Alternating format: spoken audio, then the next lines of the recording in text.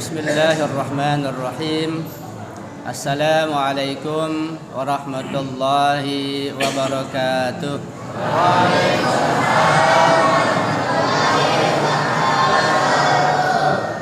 Alhamdulillahi rabbil alamin, wal aqibatu li ahli taqwa wal yaqin, wala udwana illa 'alal zalimin. Asyhadu an la ilaha illallah wahdahu la syarika lah, wa asyhadu anna sayyidana wa nabiyyana Muhammadan abduhu wa rasuluh. Allahumma fasalli wa sallim wa barik wa karrim ala sayyidina wa habibina wa syafi'ina wa maulana Muhammad wa ala alihi tayyibin at-tahirin wa ashabihil mukhlisin ajma'in. Rabbi shrah li sadri wa yassir li amri wahlul 'uqdatam min lisani yafqahu qawli, amma ba'du. Yang kita hormati dan kita muliakan guru kita tercinta Kiai Haji Hasbi bin Haji Muallim Misbah dan keluarga besar. Yang kita hormati, kita muliakan guru kita Kiai Haji Cece Sasmita, dan juga rekan kami guru kita Al-Ustaz Haji Fatur Rahman, para sesepuh, para tamu undangan, para tokoh masyarakat yang hadir di sini, para alim ulama, para asatiz, dan juga ibu-ibu, remaja di sekalian yang dimuliakan oleh Allah Subhanahu wa taala. Pertama-tama mari kita bersyukur kepada Allah Subhanahu wa taala dengan mengucapkan alhamdulillahirabbil alamin. Karena pada hari ini kita diberikan kesehatan, diberikan kesempatan, diberikan taufik, hidayah, inayah, dan izin dari Allah Subhanahu wa taala bisa hadir di masjid yang penuh berkah ini untuk mengadakan perayaan kelahiran atau maulid Nabi kita Nabi Muhammad sallallahu alaihi wasallam. Jadi hari ini hari gembira. Kita semua bergembira dengan kelahiran Nabi kita Nabi Muhammad sallallahu alaihi wasallam. Kenapa kita bergembira? Kenapa coba? Kenapa dengan adanya maulid lahirnya Rasulullah kita bergembira? Apa jawabannya kira-kira? Ada yang tahu? Apakah kita bergembira karena banyak makanan? Ya, tuh ada pisang udah habis 3 tuh. Iya. Ada apa lagi? Nasi kebuli, banyak makanan. Apakah itu kita gembira setiap maulid? Ya, itu gembira juga, cuma itu gembira yang kecil. Nah, gembira kita dengan adanya maulid seperti ini karena lahirnya nur, lahirnya cahaya, lahirnya hidayah. Dengan kelahiran Rasulullah, maka kegelapan, kebodohan, masa jahiliyah yang penuh dengan peperangan, dengan pembunuhan, dengan duka nestapa, dengan kerautan, itu sirna sedikit demi sedikit dengan lahirnya Rasulullah membawa ajaran Islam. Setelah masa fatrah, masa kosong antara wafatnya atau diangkatnya Nabi Isa sampai lahirnya Rasulullah, itu masa panjang, itu masa fatrah namanya.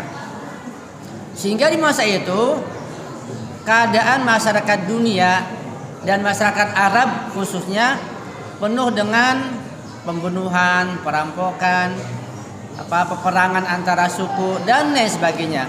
Itu masa-masa zaman jahiliyah, masa fatrah.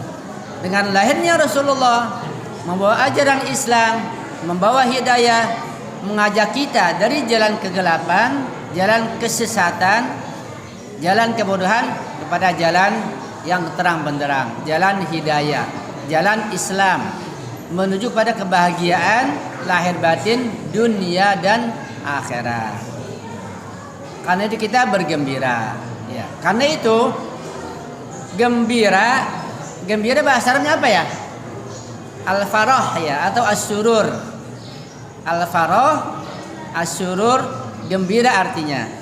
Nah, gembira itu ada dua macam. Ada berapa? Ada dua macam.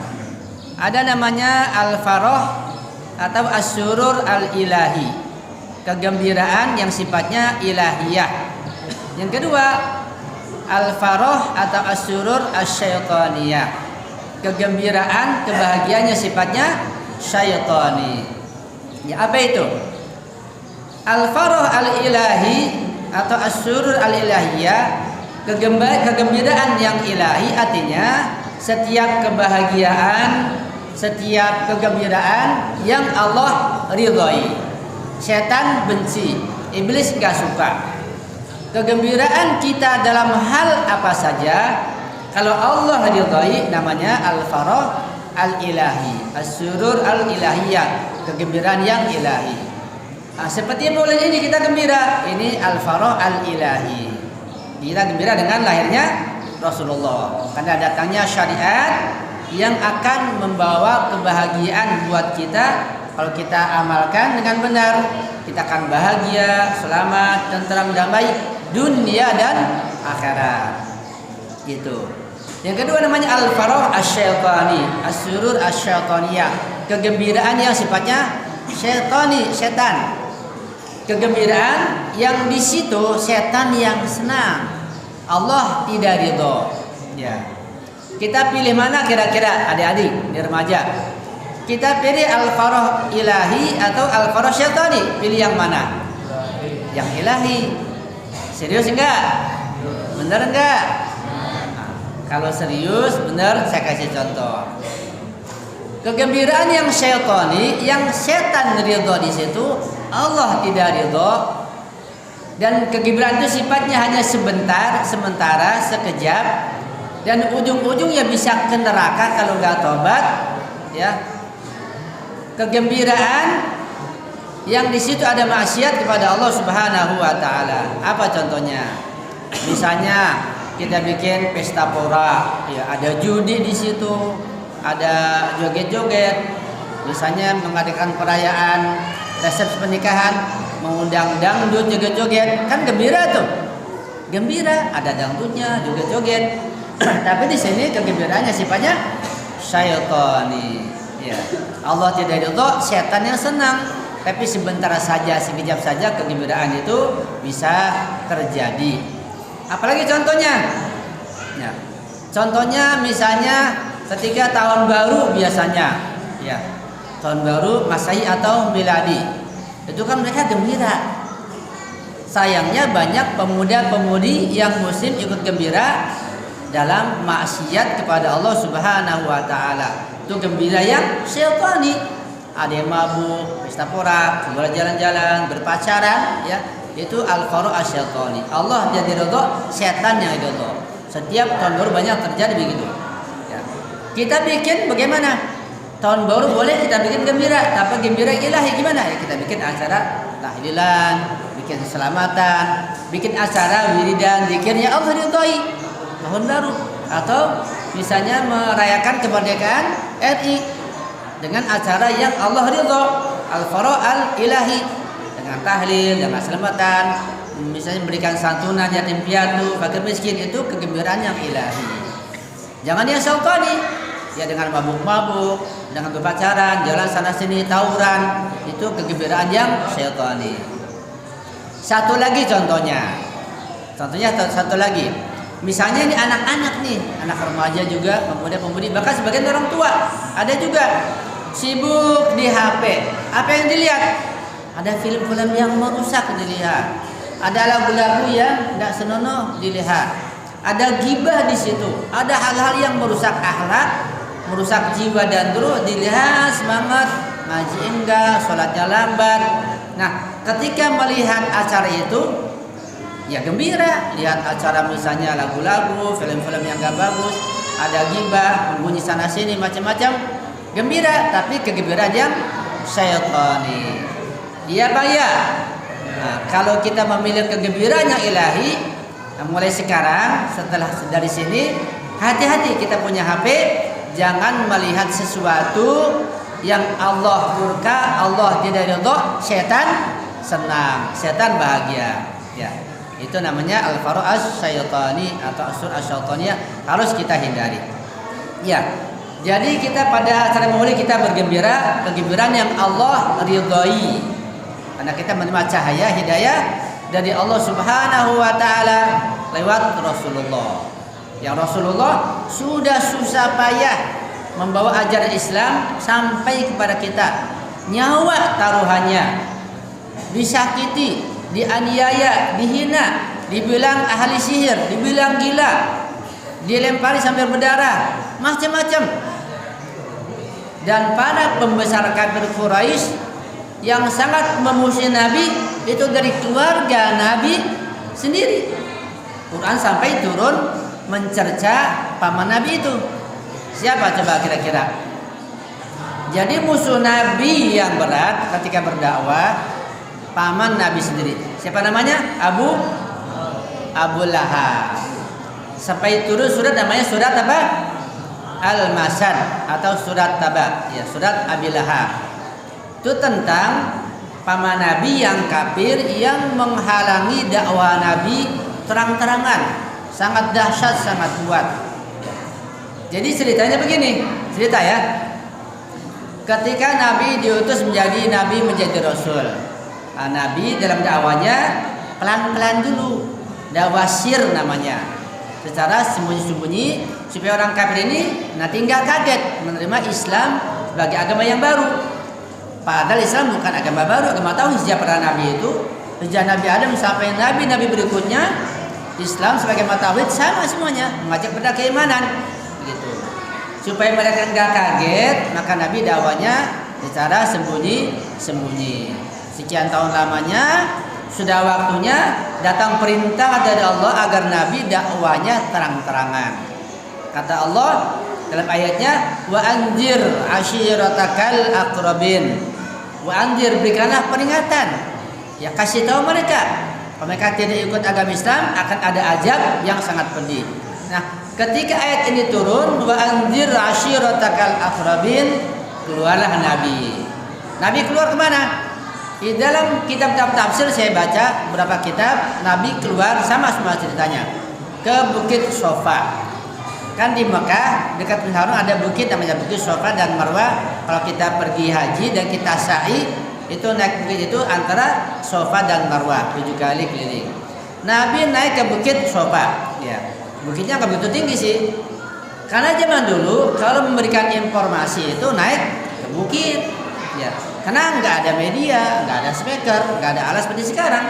Oh, sekarang di sini sudah dibar semuanya. Zaman dulu, speaker nggak ada, pakai apa? Naik ke bukit. Atau kalau azan kayak Bilal naik ke mana? Naik ke menara biar dengar semuanya. Sekarang mau naik ke menara nggak perlu ada speaker, sudah lebih keras lagi.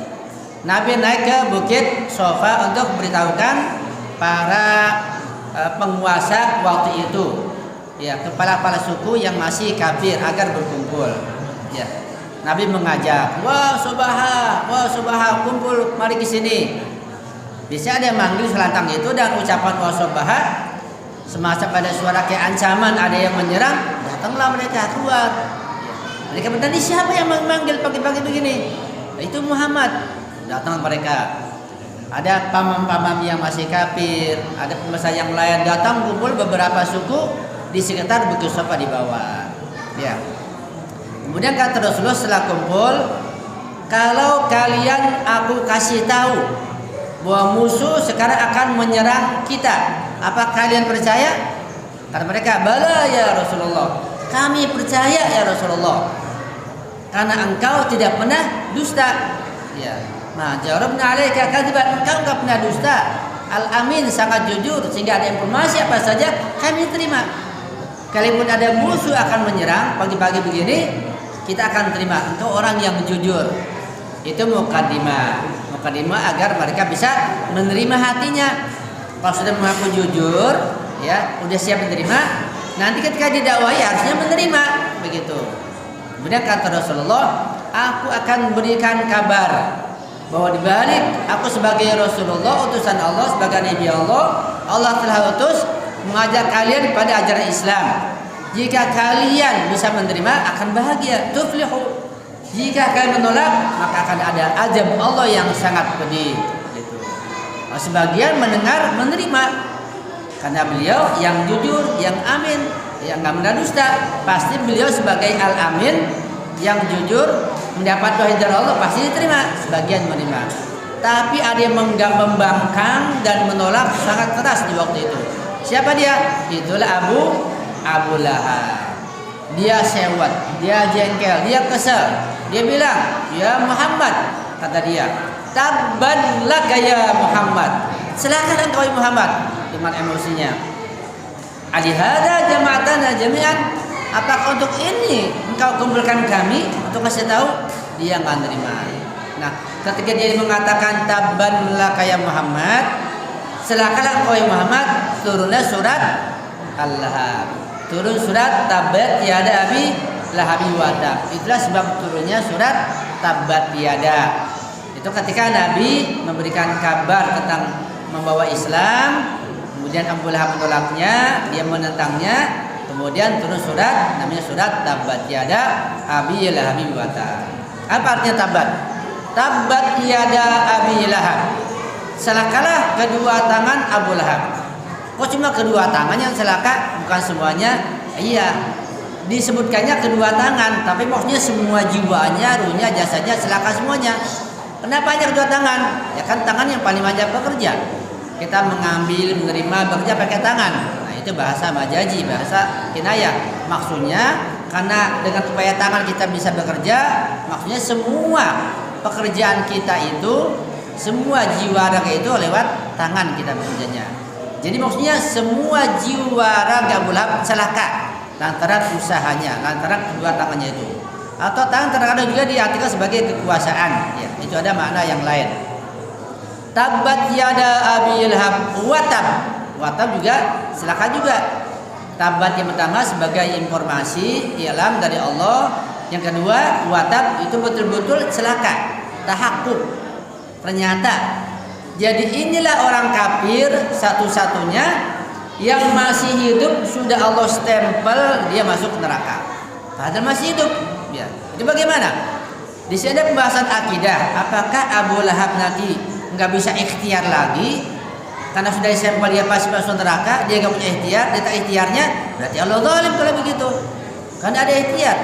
Nah kalau Abu Lahab ikhtiar sampai dia melihat surga, berarti Quran ini bohong. Ini bagaimana? Itu ada pembahasan dalam masalah akidah, kita tidak bahas sekarang. Ya.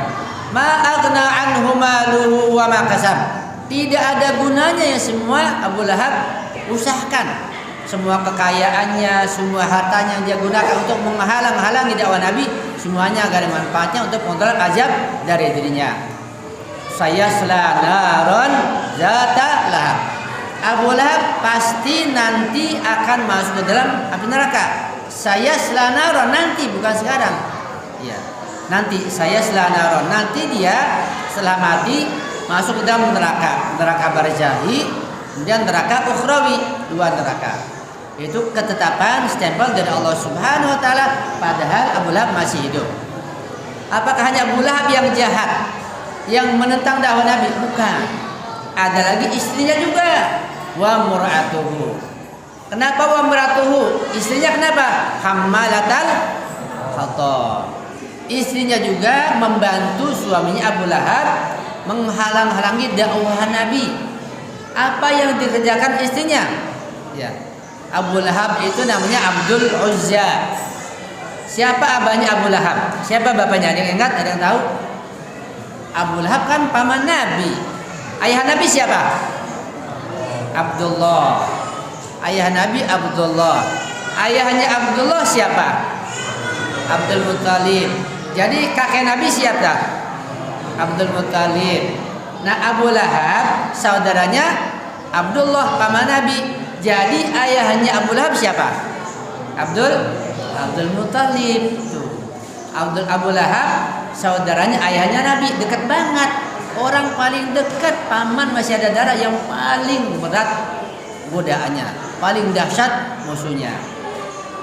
Sekarang istrinya namanya Ummu Jamil. Itu kundiannya, namanya Aura. Siapa abahnya istrinya Abu Lahab? Ummu Jamil atau Aura. Nama abahnya ada Haram. Abu Sufyan bin Haram. Jadi Haram ini satu ayah dengan Abu Sufyan dan Ummu Jamil. Jadi kalau begitu Ummu Jamil atau Aura ini istrinya Abu Lahab, saudarinya siapa?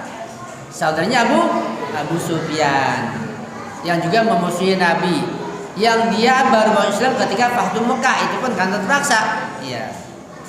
Abu Sufyan punya anak yang paling bandel, pemabuk, ya, penyembah berhala, juga menghalangi dakwah Nabi juga sampai kepada di masa Imam Ali memerangi Sayyidina Ali karamullahu wajhah, namanya Muawiyah.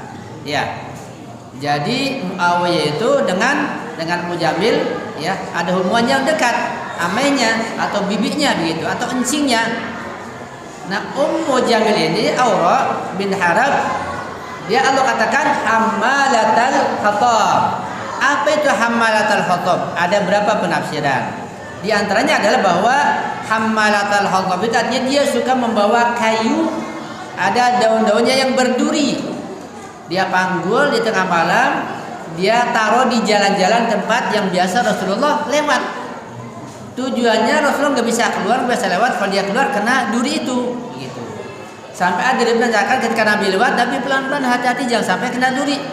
Itu jahatnya istrinya Abu Lahab, Aura bin Haram, namanya Ummu Jamil. Hammalatul hatab, suka membawa kayu yang berduri atau daunnya ada durinya, itu jahatnya. Itu arti hammalatul hatab yang pertama. Arti kedua hammalatul hatab adalah sebagai kinayah bahwa wanita ini, istri ini kerjaannya suka ngadu domba. Namanya namimah. Apa itu namimah? Namimah ngomong sini beda, sini beda. Dia bisa lebih dahsyat, lebih besar dosanya daripada menggibah. Bisa dikatakan setiap namimah ada gibah, tapi tidak setiap gibah ada namimah. Berarti kalau setiap namimah ada gibah, namimah lebih tinggi daripada gibah. Kalau gibah saja kata Rasulullah, al-ghibatu asyaddu minaz zina. Gibah dosanya lebih besar daripada berzina. Namimah gimana? Lebih dahsyat lagi. Kalau gibah saja seperti seorang memakan daging bangkai saudaranya. Ya. Quran menjelaskan, kalau namimah lebih dari itu. Jika ada dua orang ini, si penggibah datang, dia ngomong tentang keburukan yang dia dengar dari orang ini. Datang ke sini, dia keburukannya. Jadi dia adu domba gitu. Nanti si A pada si B suudzon, B pada si A suudzon, dia adu domba lah. Itu namanya namimah. Selalu ngomong keburukan. Jadi memindah-mindahkan keburukan orang lain. Bisa dua orang, bisa banyak. Bisa sifatnya antara suku, antara negara. Kalau antara pribadi, perang pribadi, berantem. Antara keluarga cocok. Antara suku kampung, sekampung cocok. Ya. Antara negara, ya cocok. Antara geng-geng misalnya anak muda, cocok. Itu gara-gara namimah. Jadi perang di antara negara pun bisa jadi karena adanya namimah, pengadu domba. Wailul likulli humazatil lumajah, wail masuk neraka wail. Orang yang suka mengadu domba. Ya. Ya Allah katakan hammazim masya'in dan seterusnya, itu orang yang namimah. Dia selalu jalan ke sana sini untuk tujuan mengadu domba, termasuk minal kabair, termasuk dosa besar namimah itu. Sampai-sampai di masa Nabi Musa, ya, dicerita ya, di Nabi Musa itu pernah terjadi kekeringan, air hujan gak turun. Kita banyak hujan, alhamdulillah. Kalau di Saudi di sana hujan jarang. Ya jarang sekali hujan. Karena itu kalau kamu ke Saudi, ke Arab, ke Kuwait, ke Qatar, nggak ada kali di sana, nggak ada sungai, sumur nggak ada. Kayak Kuwait itu dulu ambil air dari Iran pakai tangki-tangki. Sekarang air dari laut disuling dijadikan air minum. Sekarang udah modern. Kenapa? Nggak ada sungai, nggak ada sumur, susah. Kita banyak sungai, ya banyak sumur, banyak hujan, alhamdulillah. Nah di zaman Nabi Musa pernah terjadi kekeringan. Ketika sudah kelaparan, nggak ada air, mereka mohon pada Musa untuk berdoa kepada Allah agar diturunkan hujan. Nabi Musa keluar berdoa kepada Allah minta hujan. Kata Allah, doa kalian wahai Musa tidak aku kabulkan. Kenapa ya Allah? Karena di antara kalian ada yang berbuat namimah, suka mengadu domba. Akibat seorang yang berbuat namimah sehingga dosanya kena pada yang lain. Satu orang berbuat namimah sekampung tidak dapat air hujan. Itu gara-gara satu orang. Ya, jadi racun merusak semuanya. Gitu.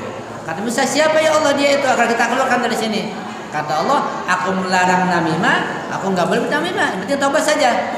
Nabi Musa mengajukan taubat semuanya. Kalau enggak hujan tidak akan turun. Taubat semuanya. Yang namimah pun yang nggak ketahuan ikut taubat juga. Setelah taubat doa lagi baru turun hujan. Jadi kesimpulannya bahwa ini penting ya. Semua bencana, semua petaka, semua bala, baik itu penyakit, gunung meletus, tsunami, longsor, penyakit COVID, macam-macam penyakit itu, semua bencana bala itu sebabnya karena kerusakan manusia sendiri. Karena dosa-dosa manusia itu sendiri. Zaharal fasadu fil barri wal bahri bima kasabat aydin nas. Ya. Karena kata Allah, in ahsantum li anfusikum wa in asatum falaha. Ma asabakum min musibatin fa bima kasabat aydikum. Tapi wa yafu an katsir. Singkatnya bahwa Allah turunkan bencana, hujan turun banjir, gunung meletus, ini macam-macam karena dosa-dosa manusia itu sendiri. Yang sebagian berdosa akan kena semuanya, begitu. Itu gara-gara namimah tidak turun hujan. Nah, Ummu Jamil ini istrinya Abu Lahab suka namimah karena dua-duanya termasuk ahli neraka. Abu Lahab ahli neraka, istrinya pun ahli neraka. Dua-duanya ahli neraka. Na'udzubillahi min dzalik. Semoga Allah jauhkan dari kita ya dosa-dosa besar yang merusak kebahagiaan lahir batin dunia dan akhirat. Nah, kalau kita bertakwa, kita enggak ada dosa, pasti jaminan dari Allah di dunia surga, di dunia hasanah, di akhirat juga surga kalau bertakwa. Ya. Kan Allah mengatakan, walau anna ahlal qura amanu, satu beriman, wattaqu taqwa, la fatahna 'alaihim barakatim minas sama' wal ard. Kalau kita semua bertakwa, ya, beriman, bertakwa, pasti hidup makmur, hidup bahagia semuanya, hidup tentram. Dunia bahagia, tentram, damai, sentosa, akhirat masuk surga kalau beriman dan bertakwa. Itu syaratnya. Nah, jadi dua orang ini Abu Lahab dan Ummu Jamil istrinya yang sejak masih hidup sudah distempel oleh Allah ahli neraka karena menghalangi dakwah Nabi. Begitulah setiap orang sejak masa itu sampai sekarang yang berusaha menghalang-halangi dakwah Islam dengan cara apapun, dia termasuk kelompoknya Abu Lahab. Yang perempuan kelompoknya Ummu Jamil, istrinya Abu Lahab. Ya, kalau menghalangi dakwah Islamiyah. Karena itu kita harus berhati-hati jangan sampai termasuk orang-orang yang melakukan dosa besar. Di dalam tafsir An-Nur saya baca terkait surat Al-Ahzab ini, kata penulisnya namanya Al-Ustadz Syekh Muhsin. Dia mengatakan bahwa suami istri itu ada 4 macam. Suami istri ada 4 golongan. Ya, ada berapa? Suami istri ada 4 golongan. Golongan pertama, suami istri yang soleh dan soleha. Suaminya taat kepada Allah, suaminya beriman, istrinya begitu juga. Suaminya orang baik, suka nolong orang, istrinya begitu juga. Siapa dia? Kata beliau dalam hadis itu atau riwayat itu atau cerita itu, suami istri yang soleh dan soleh adalah Sayyidina Ali dan Sayyidah Fatimah Az-Zahra. Kedua-duanya ahli surga. Sampai kedua anaknya Al Hasan Al Husain dikatakan sebagai penghulu pemuda surga. Kedua anaknya, karena ayah ibunya berikan contoh yang baik, anaknya menjadi bukan saja ahli surga, pemimpin ya, penghulu pemuda ahli surga semuanya. Itu suami baik, soleh, istri baik dan soleha. Kelompok pertama. Kelompok kedua, suaminya soleh, istrinya enggak soleha. Siapa contohnya? Suami yang soleh, contoh seperti Nabi Lut. Ya. Nabi siapa lagi? Nabi Nuh, nabi soleh, tapi istrinya bagaimana? Istrinya ahli neraka. Bahkan Nabi Lut istrinya ngajak perbuatan mesum, perbuatan homoseks, naudzubillah. Nabi Nuh istrinya mengajak Kan'an ya tenggelam, kayak datang banjir dia nggak ikut, begitu. Padahal Kan'an kata Nabi Nuh termasuk keluarganya, tapi kata Allah, innahu laysa min ahlik, dia bukan keluargamu, keluar sudah. Nah ini suami yang soleh, istrinya tidak soleha. Nabi Nuh, Nabi Lut istrinya ahli neraka. Yang ketiga, suaminya tidak soleha, tapi istrinya yang soleha. Siapa dia? Itulah Fir'aun. Fir'aun, raja yang zalim, raja yang jahat, penguasa yang zalim. Bahkan dia mengaku Tuhan, ana rabbukumul a'la, mengaku Tuhan. Saking banyak hartanya, saking tinggi kekuasaannya, dan juga pernah sakit, mengaku Tuhan, ana rabbukumul a'la. Itu Fir'aun. Siapa istrinya? Asia binti Muzahim. Asia yang solehah, beriman pada Nabi Musa di masa itu.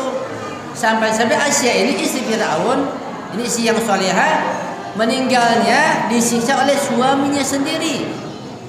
Disuruh melepaskan agama Nabi Musa, disuruh menyembah patung ikut suaminya, bahkan disuruh mengakui ketuhanan suaminya. Ya, dia nggak mau, dia bertahan, diseret, ditarik ke padang pasir, terbatu yang besar sampai mati. Jadi punya iman berat ujiannya. Ini istri yang solehah sampai mati. Yang keempat, suami tidak soleh, istri pun tidak soleh. Ini Abu Lahab dan Ummu Jamil. Jadi istri dan suami ada 4 golongan. Ada yang kedua-duanya soleh dan soleha. Ada yang soleh dan istrinya tidak soleha. Ada yang tidak soleh tapi istrinya soleha. Ada yang tidak soleh tidak soleha. Itu Abu Lahab dan Ummu Jamil. Ya, kita kembali. Jadi membawa agama itu yang benar, membawa Islam, membawa dakwah Islamiyah berat tantangannya. Dan Rasulullah begitu berat membawa dakwah Islamiyah, tantangannya luar biasa. Sampai-sampai kata Rasulullah, ma'uziya nabiyyun mislama uzitu. Tidak ada seorang nabi pun yang disakiti, dianiaya, dibilang gila, dibilang ahli sihir, dibilang macam-macam seperti aku. Karena memang kata Rasulullah, orang semakin tinggi ilmu iman takwanya, ujiannya semakin berat pula. Sampai pada tingkatan Rasulullah begitu berat ujiannya. Dan paling berat lagi ujian itu datang dari mana? Dari keluarga sendiri. Kan Abu Lahab saudaranya Abdullah ayah Nabi. Nah, Abdul Muthalib kakak Nabi punya berapa anak? Di antaranya Abdullah jadi ayah Nabi. Ada lagi Hamzah juga paman Nabi yang mati syahid ketika perang Uhud, yang perutnya dibelah oleh Hindun, dia berjantung digigit. Itu siapa? Hamzah. Itu paman Nabi, masih saudara dengan Abu Lahab. Ada lagi juga paman Nabi namanya Abu Thalib, dia pun membela Nabi mati-matian sampai akhir hayatnya.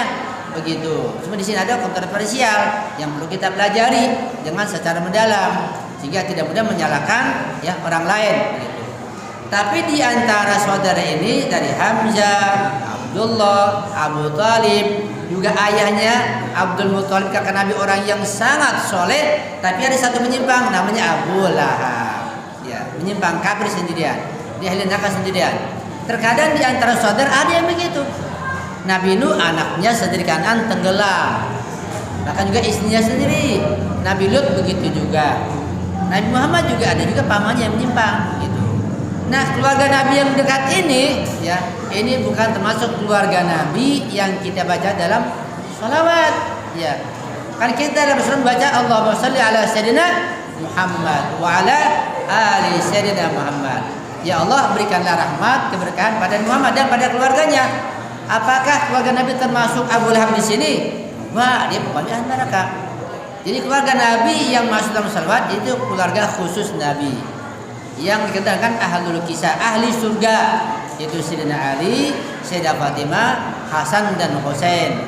Al Hasan tsumma al Husain lin Nabi qurratu aynuruhum kal kawkabain jadduhum sallu alaihi. Sampai dijuluki sebagai penghulu pemuda ahli surga. Begitulah kita harus menghormati Nabi, mencintai Nabi dengan mengikutinya setelah kita mempelajarinya tentunya. Dan kita bersyukur pada Allah, kita termasuk orang yang mencintai Rasulullah Shallallahu Alaihi Wasallam. Karena kalau kita mencintai saja, ini sudah ada harapan kita mendapat syafaat dari Nabi di hari kiamat nanti. Ya. Sebab syafaat Nabi itu nanti beliau akan berikan kepada ahlul kabair, orang-orang yang punya dosa besar, orang muslim, orang mukmin tapi punya dosa besar. Jadi ketika di dunia dia sholat juga, pernah mabuk juga, dia pernah berbuat maksiat juga, tapi sholat, tapi puasa, tapi juga suka bohong juga. Nah, nanti kalau mau di neraka itu dia akan dapat syafaat dari Rasulullah. Ahlul kabair, dosa besar, orang beriman dapat syafaat Rasulullah. Kalau orang mukmin, orang muslim nggak punya dosa besar, sholat nggak pernah ditinggalkan, nggak pernah main judi, nggak pernah berzina, nggak pernah mabuk, nggak pernah menggibah, nggak pernah namimah, dosa besar nggak pernah dikerjakan, paling-paling dosa kecil itu mah nggak perlu syafaat Rasulullah. Ya. Banyak syafaat kecil yang lain, syafaat sahabatnya yang mulia, syafaat keluarganya, syafaat para ulama bisa. Bahkan Quran memberikan syafaat yang kita baca. Quran bisa jadi syafi kita dengan syafaat kalau kita tidak mengerjakan dosa besar. Kan kata Rasulullah, "Iqra'ul Quran fa innahu yati yaumil qiyamati syafi'an." Ya sabi, bacalah Quran. Karena Quran itu nanti di hari kiamat menjelma jadi makhluk, berikan syafaat pada yang membacanya. Kalau membacanya, membaca dan mengamalkannya. Jadi kita mencintai Rasulullah, kita berusaha mengikuti Rasulullah, jamin adalah syafaat dari Rasulullah Shallallahu Alaihi Wasallam. Ya. Jangan sampai kita termasuk orang-orang yang menghalang-halangi baik itu anak kita, suami kita, atau istri kita, atau yang lain ketika mau berbuat baik, sama dengan menghalangi berbuat dakwahnya Rasulullah Shallallahu Alaihi Wasallam. Harus kita berikan. Ya. Ketika misalnya istri ingin pergi ngaji, suami nggak boleh menghalangi. Ketika suami mau ngaji, istri jangan menghalang-halangi. Ketika anak mau belajar agama, jangan dihalang-halangi. Karena kan menghalangi, siapa menghalangi dakwah Rasulullah. Nah, kapan pinternya? Ya. Hal yang kecil bisa berakibat yang fatal. Nah, kalau nggak ngaji, dari mana mau pinter? Kalau bodoh semuanya, akan ada zaman jahiliyah modern, sehingga perbuatan dosa yang dilaksanakan dengan ketidaktahuan, tidak terasa, mengakibatkan datanya bencana dari Allah Subhanahu wa taala. Na'udzubillahi min dzalik. Ya. Terkait ini dengan cerita Ummu Jamil istri Abu Lahab, satu saya sampaikan. Jadi si Ummu Jamil ini Aura, di antara kejahatan dia pernah ngambil batu sekepal gitu, dia kepal batu. Ya. Dia katakan, ini batu kalau saya ketemu Muhammad, kata dia, saya sumpel mulutnya dengan batu begitu. Dan batu dia cari. Nah, ketika itu Nabi Muhammad dengan Khalifah Abu Bakar. Ya, di sampingnya datanglah Ummu Jamil ini Aura menuju ke Nabi. Datang ke sana, ternyata yang dia lihat hanyalah Khalifah Abu Bakar saja, gak lihat Nabi. Dia tanya, "Ayo Abu Bakar, mana Nabi? Mana temanmu itu?" Abu Bakar, "Kamu gak lihat? Kamu jangan bercanda, mana dia?" Langsung dia pulang lagi nyari ke tempat yang lain. Ada di sebelah, Abu Bakar nggak lihat begitu. Kata Abu Bakar, "Ya Rasulullah, dia nggak lihat engkau." Tidak, Allah tutup begitu. Allah tutup sehingga tidak melihat Nabi. Kalau dilihat, kalau bisa disumpel dengan berarti itu kejahatan Aura atau Ummu Jamil, istrinya Abu Lahab yang sangat memusuhi Nabi. Tapi dengan izin Allah, Allah tutup matanya, nggak lihat. Yang lihat hanyalah Khalifah Abu Bakar. Juga ketika Rasulullah ingin hijrah misalnya, ketika Lailatul Mabit, ketika beberapa pemuda suku, beberapa suku sudah sepakat ingin membunuh Rasulullah, ada yang bawa pedang, ada yang bawa tombak, ada yang bawa macam-macam, sudah mengepung rumah Rasulullah. Rasulullah mengambil Ali. Jadi Ali panggil, "Wahai Ali, engkau malam ini tidur di sini pakai selimutku. Kenapa Rasulullah? Karena mereka akan membunuhku. Aku akan keluar, engkau di sini nanti disangka adalah aku, bukan engkau." Kata Sayyidina Ali, "Ya Rasulullah, apakah engkau selamat dengan agamamu?" "Iya, selamat." Sayyidina Ali sujud syukur ketika mendengar Nabi akan selamat. Nah, setelah dikepung malam itu, Nabi tidur di tempat tidurnya Rasulullah, pakai selimut Rasulullah. Kemudian datanglah Jibril mengajak Nabi keluar untuk ke Gua Tur untuk sembunyi sana selama 3 hari. Nabi keluar ambil debu, kemudian membaca ayat surat Yasin. Wa ja'alna min bayni aydihim saddan wa min khalfihim saddan fa ashaynahum fahum la yubsirun. Jadi ada dinding di antara mereka sehingga Allah tidak izinkan mereka melihat Nabi. Kemudian syahal wujuh kata Rasulullah. Disebarlah itu setelah Nabi keluar semuanya ngantuk, semuanya tidur. Kita lihat Nabi keluar dengan Jibril ke Gua Sur. 3 hari sana baru hijrah ke kota Madinah. Jadi dengan doa itu apa ya doanya ya? Doanya wa ja'alna min bayni aydihim saddan surat Yasin ayat 9 kalau salah. Wa min khalfihim saddan fa ashaynahum fahum la yubsirun. Kami jadikan dinding di hadapannya, di belakang dinding yang kami tutup mereka sehingga mereka tidak melihat Nabi, buta matanya. Nabi lewat keluar, enggak ada yang tahu. Pas mereka sadar, langsung mereka menyerbu rumah Nabi ingin menombak membunuh, dibuka selimutnya Sayyidina Ali. Nabi sudah keluar. Tanya, "Kemana temanmu? Kenapa Muhammad? Mana dia? Mana dia lari?" Kata Ali, "Memangnya kau titip padaku? Kan kau tidak padaku." Dia mereka kecewa, keluar lagi. Selamatlah Nabi sampai ke kota Madinah dengan izin Allah Subhanahu wa taala. Jadi kalau kita bertakwa, kita beriman, kita beramal soleh, saling bantu-bantu, saling tolong-menolong, Allah pasti akan berikan jalan keluar, jalan solusi yang terbaik. Itu jaminan tentang manfaat takwa sangat banyak sekali. Jadi kewajiban kita hanya berbuat baik, beriman, bertakwa, tolong-menolong, saling mendoakan, jangan sampai ada permusuhan. Usahakan yang namanya ghibah dihapus. Dari ibu itu yang banyak ghibah ini ibu-ibu. Dihapus ghibah itu. Apalagi namimah.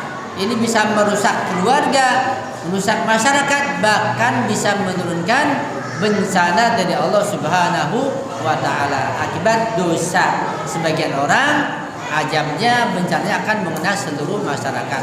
Na'udzubillahi min dzalik. Ya. Itu saja sekedar oleh-oleh dari saya. Mudah-mudahan saya juga minta doanya. Kita doakan di guru-guru kita doakan.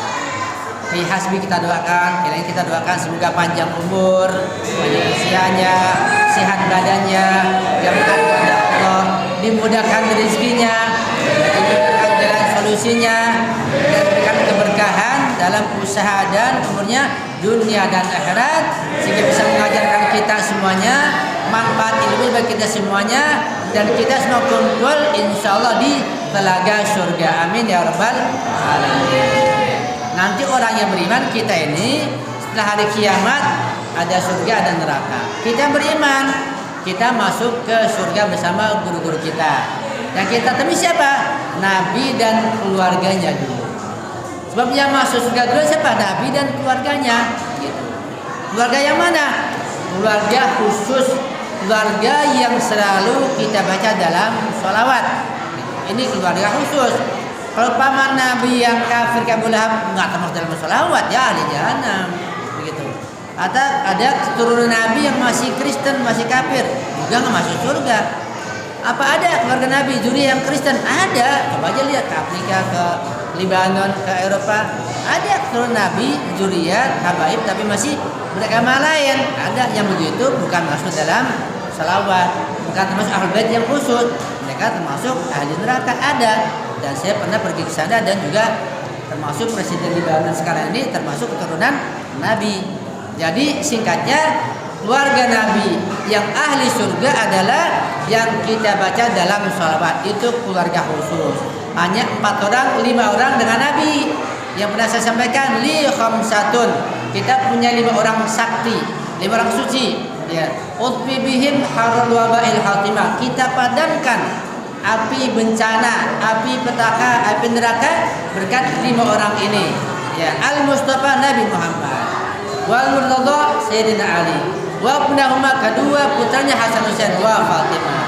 5 orang ahli kisah dengan berkat 5 ini kita padamkan semua bencana, semua penyakit, semua fitnah kita padamkan. Kita pelajari ya ajarannya, syariatnya, kita pahami dan kita ikuti. Sehingga kita menjadi aman, damai, tentram dunia dan akhirat. Amin ya rabbal alamin. Sehingga terbukti dan nanti ternyata ya atina fid dunya hasanah wa fil akhirati hasanah wa qina adzabannar.